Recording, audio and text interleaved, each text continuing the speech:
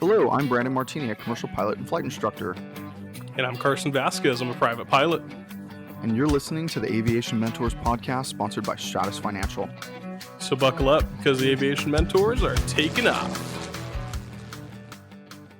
Welcome back, everybody, to another awesome and, of course, amazing episode of the Aviation Mentors podcast. Thanks so much for joining us today.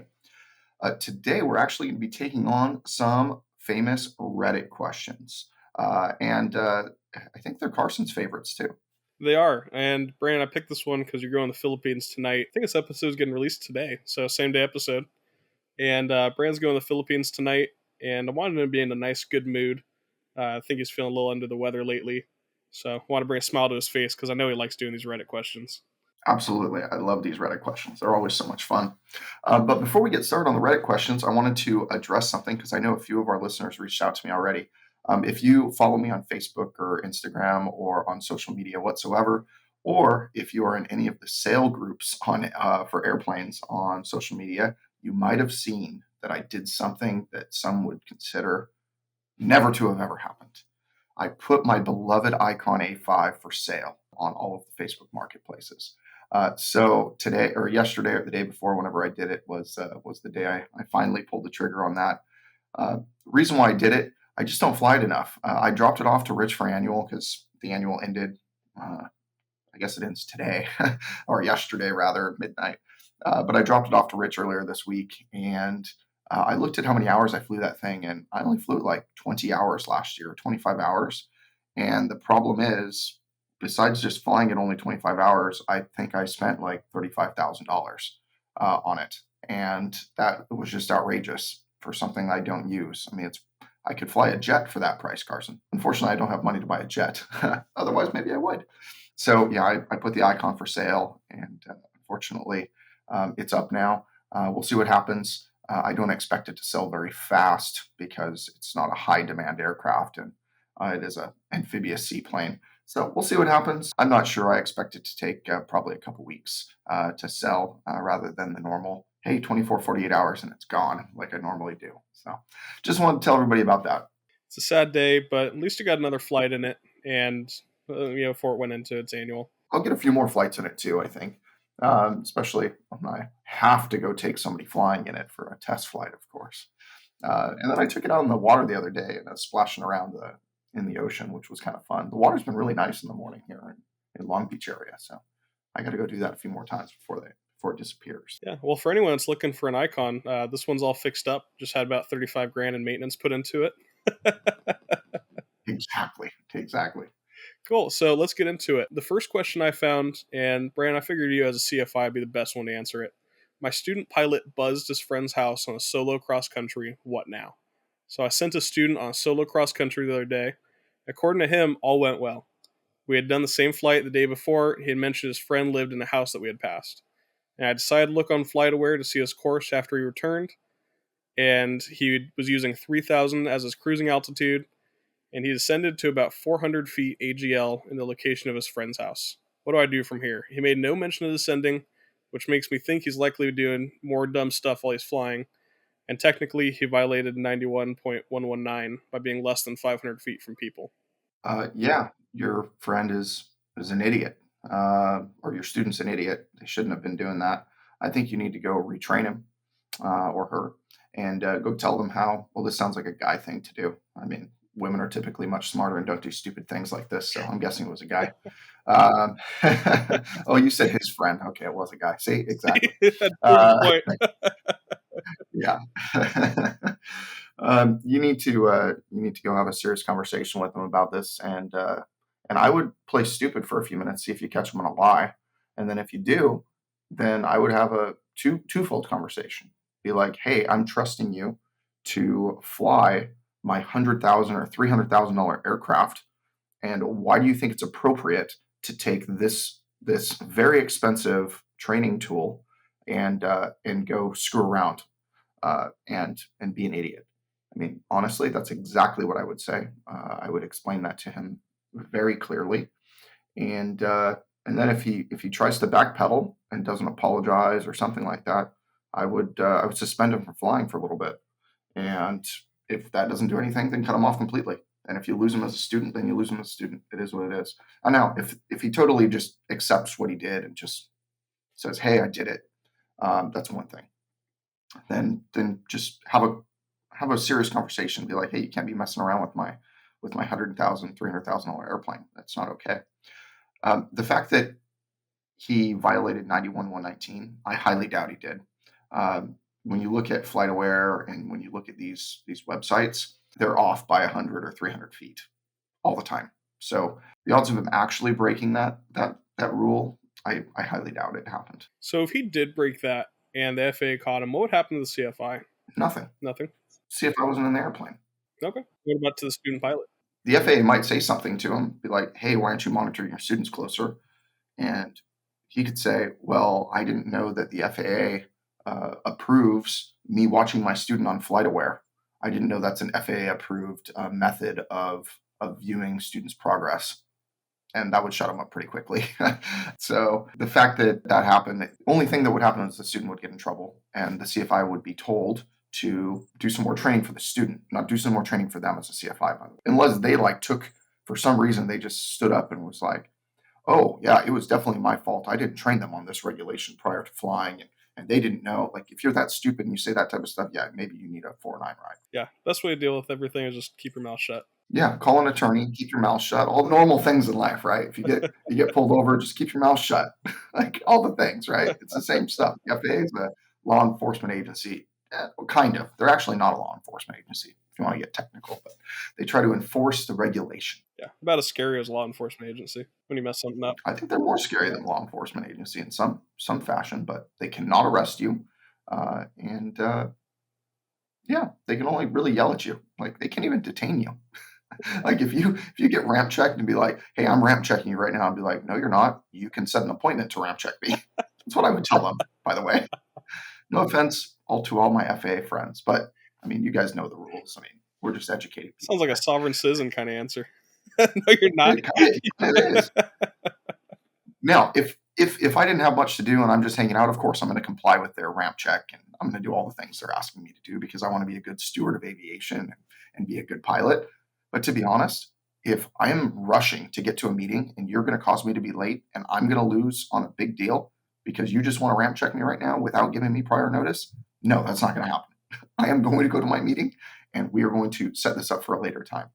And if that's not amicable to you, then a lawsuit will be in the FAA's hands by the end of the day for any potential lost revenue for my business transactions.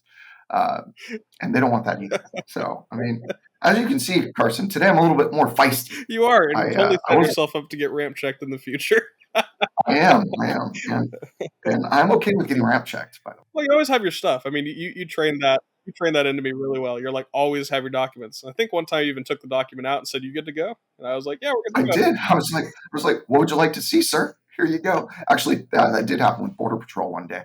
Border Patrol was getting trained, and FAA guys who I knew, they were like, "Hey, Brandon, can I just check out your documents real quick?" I said, "So you're ramp checking me on the spot while I was just pre-flighting an airplane for something I'm doing in an hour and a half?" I said, "Sure, ramp check me." I just handed the documents, but we all got a chuckle out of it. I said, "Yeah, use me as your guinea pig. I don't care." And then I just hoped and prayed that no one pulled the documents out of the airplane. Not that I was flying for another hour and a half, so it didn't really matter, but it was just like, I better have these documents in the airplane right now. Now you had plausible deniability. Plausible deniability, yes, exactly. All right, so the next question we're going to take on, we're going to get away from this ramp check. I don't even know how we got to ramp checks from flying to 400 feet. I guess it's breaking a regulation, so I guess that makes sense. All right, next question. Is it possible for a student pilot to bring a passenger if the CFI is present? All right. It is possible if the CFI allows it, if the school allows it, if your syllabus allows it. So if everyone's okay with it, yes. It also depends on what you're going to be doing that day. But I'm just going to tell you right now, that flight is not going to really have any training at all. And you're going to be more focused on your friend. It can take away from your focus in the education. And I would really just wait until you have your private pilot license. That's my personal opinion, but Brandon, you might have a different one. I do. I have a different opinion on this, and it's really a convoluted one, to be honest. There's nothing that says you can bring a passenger with you, and nothing saying you can't, really. But the problem is, now this person is a passenger. So the person's a passenger on a flight which you are paying for. Now, does that passenger need to pay their pro rata share in that circumstance? Does the CFI need to pay their pro rata share in that circumstance? So the question comes down to it: what qualifies somebody as a passenger and doing a flight as a passenger? And when do they need to pay for that flight as a passenger? To be honest, I was just having this debate with somebody the other day, and my perspective used to be that, yeah, it's no problem whatsoever. Actually, I was doing this with Richard the other day because somebody was talking to me about doing a demonstration flight, a demo flight over 25 nautical miles for flight instruction purposes. And I proved that that was legal and okay to do. Now, if you land somewhere, then everybody in the aircraft needs to have a TSA endorsement for the first flight. By the way, second flight, everybody has to have a TSA endorsement, no matter what, if they're flying the airplane. But I was having this conversation with Richard, and I was talking about how new CFIs want to always like make sure that they're following the rules, which is great. But when the rules have already been established and they're complicated rules, and now you have to go in and you have to explain these to every single new CFI, it's like re-explaining all the regulations to somebody when they've been taught wrong or something like that. And I just got so frustrated by it.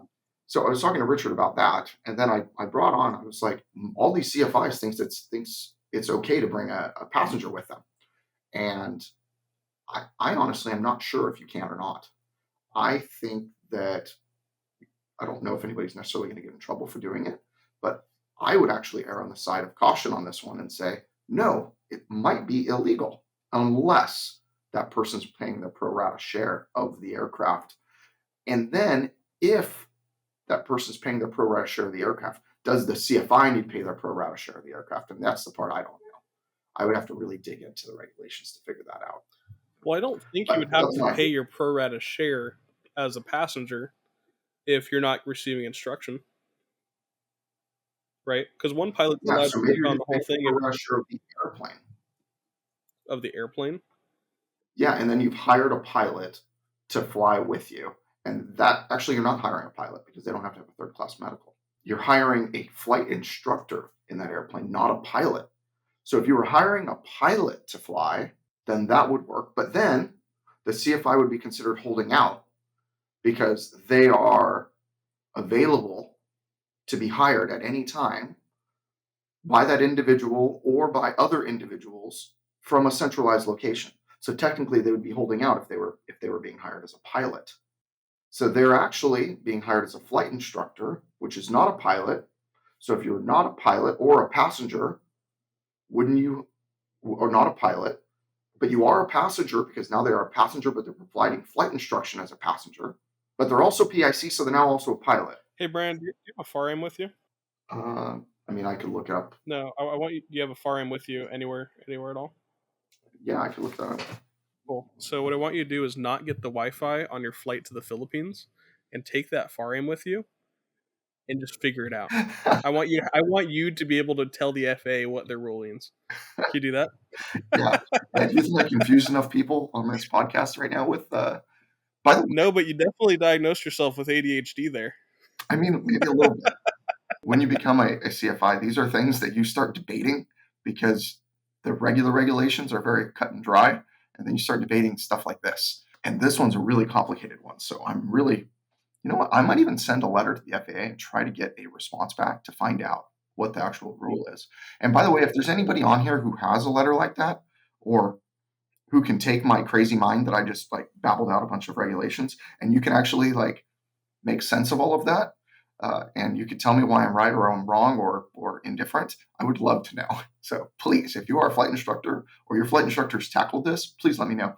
Because what Carson said in the beginning of all of this was correct, by the way. And it was like, it matters if your CFI allows it, if you allow it, or if your school will allow it. Those are kind of the main things, but there's a whole nother person like the FAA. I wonder if the FAA allows it. But nonetheless, let's just say it is legal for a second. Carson was right again, like I said. Wow, I've said it twice in like one sentence. Wow. You're I lucky. want that on the soundboard. You are so lucky that it's recorded, Carson, that you get to hear this. And Mark's now clapping. He's going to put that on the soundboard. You were right, Carson. I just gave it to you just so it's perfectly good for Mark now. Oh, that was a great gift. Thank you. You're welcome. You're welcome. Yeah, so I might ask for that letter of interpretation, and we'll see what happens. But the last thing I wanted to talk about, I almost forgot, was if everyone does allow it, and you bring somebody with you. Carson was right about it. Look, I said that 4 times now. Wow, it's going too much now. If you do bring a passenger with you, they're going to be distracting. You're going to be thinking about them. You're going to be wondering if you are screwing up at all. You're going to be wondering all these things in the back of your head, and your training lesson is going to be a waste of time. So if you just want to go up and go have fun, and you want to go screw around, and you don't want And you're willing to pay for it? and you're willing to pay for it, yeah, you're going to pay like $200, $300, $400 to show your friend that you are almost a pilot. Then yeah, go do it. But you're not even a pilot yet. Like, go get your pilot certificate. Like, go pass the test and then go bring your friend. And then you'll save like $80 an hour for the instructor because they won't have to be there. You can do it yourself. Exactly. And then you can prove, like, hey, I know what I'm doing. I am a pilot, official pilot right here. There you go. I think we got very deep into that topic. We should get a letter of interpretation on it. Anything possible. We'll go on to the next question, which I hope is easier and doesn't have to do with a regulation. So the question is it true that 80% of student pilots drop out from training and never earn their private pilot certificate? Been reading a lot of articles saying that most people drop out, approximately 80% that start mainly due to high training cost. You want the quick answer or the short answer? The quick answer or the short answer? Those should be the same, right? I guess so. Yeah, you're right. Quick and short, that would be the same. Look, I'm all over the place. I'm like, I'm still on my Celsius today, and like I already had some coffee earlier, and I just had a protein shake. I'm like ready to go. I was not feeling well yesterday at all, and I got enough sleep, and I'm feeling great today. Good. So it's not true that 80% of students fail out. It's true that 80% of students fail who are not in a program, who are just doing this just for fun and like as a hobby. But if you want to do this for real and you want to actually become a pilot and like you have a career mindset, oh, it's kind of inverted. It's more like 80 to 90% get through it, not 80% fail. Now, if you do go to a mom and pop little flight school, yeah, 80% of people fail out. And it's not because they fail because they suck. It's they fail because they don't study. They fail because they don't make it a priority, and they fail because they don't actually want this. Like, they're just doing it to either satisfy somebody else or they're just not serious yet. I mean, it's that simple. So be serious about it, and you're not going to fail out. So long story long, short story short, however you want to put it. You know what you can do, Carson? You can always go around. And that's not just if you're landing and it's terrible. That's also You if can always go around. you can always go around. That's also if you're feeling like you could, you want to quit and you want to restart. You can always just go around, come back around for another pass, and pass that private pilot certificate. Well, it's perfect you say that. Read the next question. Okay, the next question. Oh, look at that. Nice segue, Carson. I can't believe this. You did pretty good with this script today. You know, every once in a while. Well, Mark's got another soundbite. Wow. Yeah, he does. Yeah. You know, this is going to be the most normal sounding podcast we've ever done. It's going to be fantastic. So everybody let us know if you like it or not. Actually, this sounds like me and Carson on a normal daily basis, by the way. Not just extra scripted. Just BSing all day. Yeah, that's fun. I mean, that's all it is. BSing and laughing, like just constantly. So, all right. Is it normal for a student pilot to lose motivation? And here's the question. Bum, bum, bum. Hey, everyone. I'm currently a student pilot working on my PPL. I'm over a month into my course, and I feel like I'm losing motivation because I can't get certain maneuvers right, especially my landings. And my instructor sometimes gets frustrated and yells at me or makes comments saying, if I don't get it right, you'll kill both of us. And if I do something right, he gets all hyped up. Days before my flight lesson, I study a lot, but the actual day of flying, I feel unmotivated. Oh my God, Carson. I have so much to say about this. You have no idea. I do too. I knew you'd have a lot to say about it, especially because you're an instructor. So my first thought, so I was going to break it down. Screw this instructor?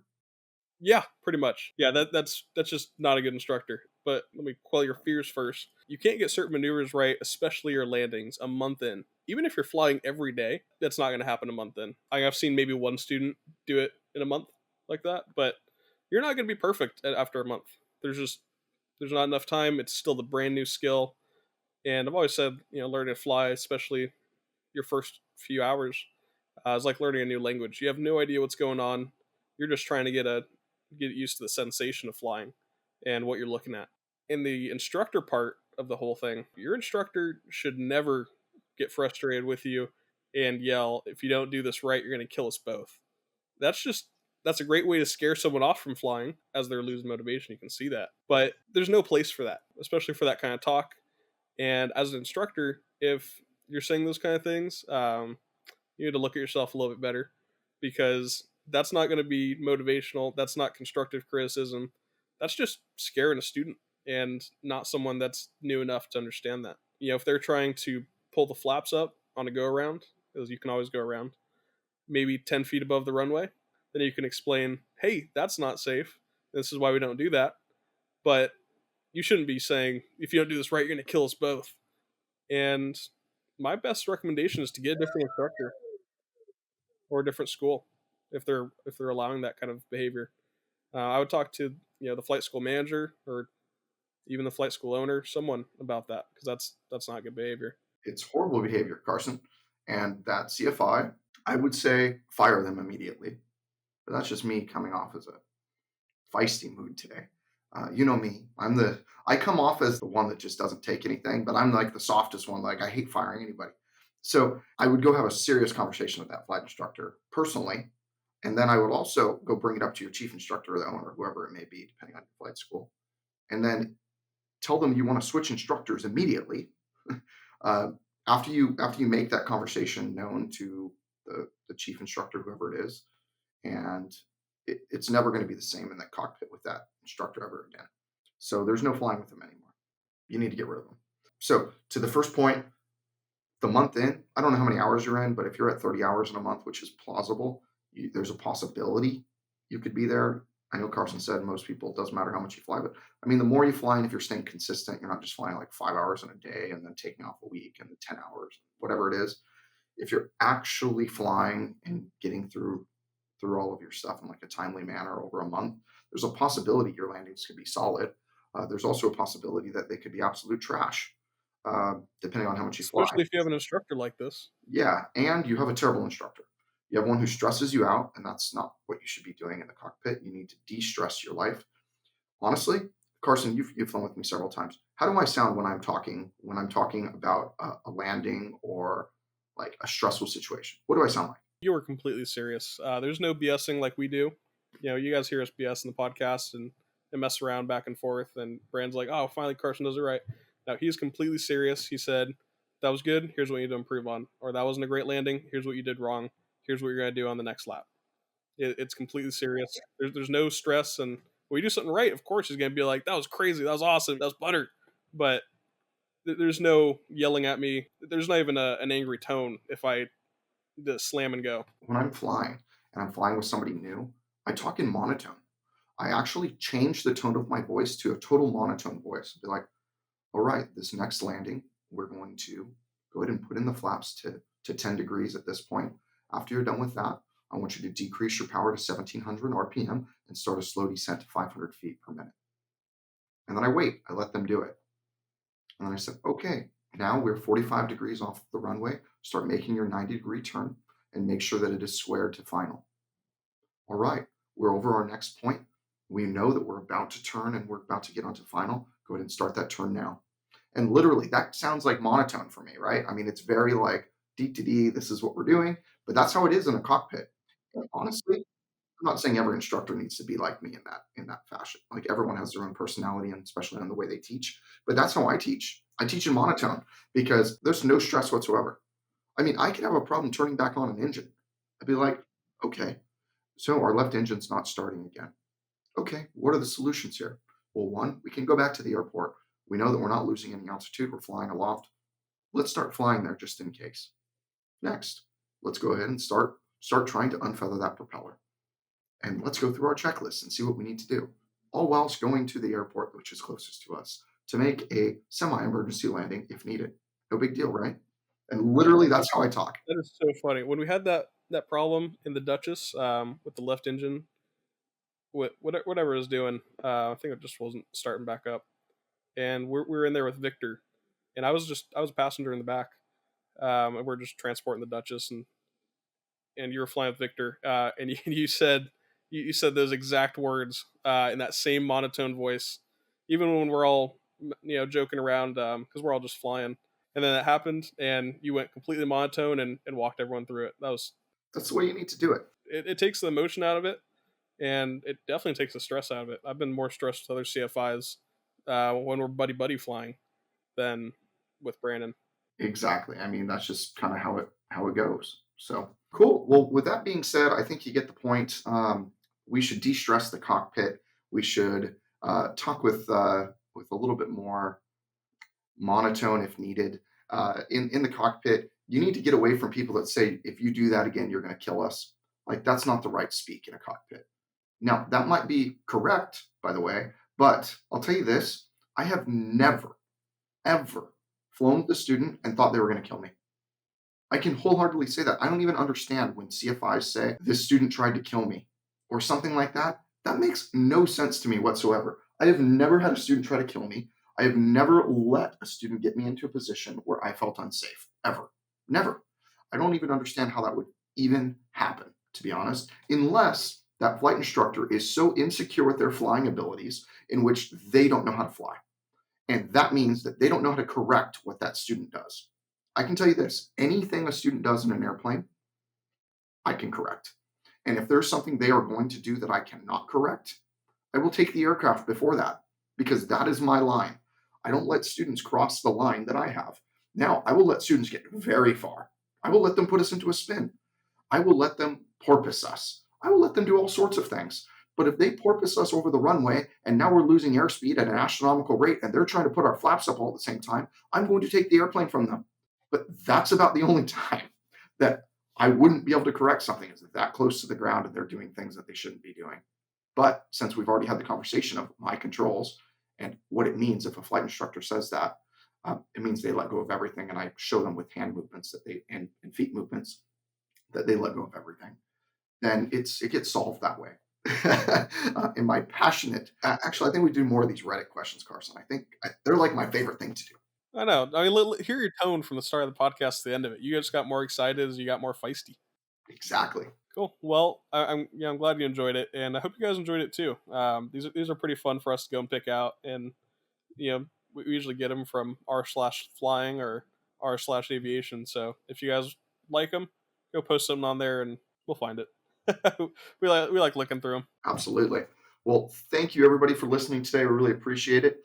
If you'd like to reach out to either one of us, you can reach us at our emails, brandon@aviationmentors.com, carson@aviationmentors.com, or for our producer, Mark, it's producer@aviationmentors.com. Also, don't forget to hit that like, follow, stream, subscribe, all the things, because it really helps us out a ton. I know we've been doing some social media stuff on Facebook and Instagram and stuff. Please share those. I know there's several of you that have been lately, and we really, really, really appreciate it. And a shout out also to my friend who commented on my icon thing saying he was binging all of our episodes. That was so awesome to see, and I really appreciate you appreciating the podcast. So thank you so much for that. And like I said, please like and subscribe to everything. It's really it helps us grow the podcast and helps our growth for aviation. So thanks again, guys. Thanks for listening to everybody. And as wrap up for the day, remember, here to guide you in your aviation journey. So fly safe and enjoy the ride. See ya.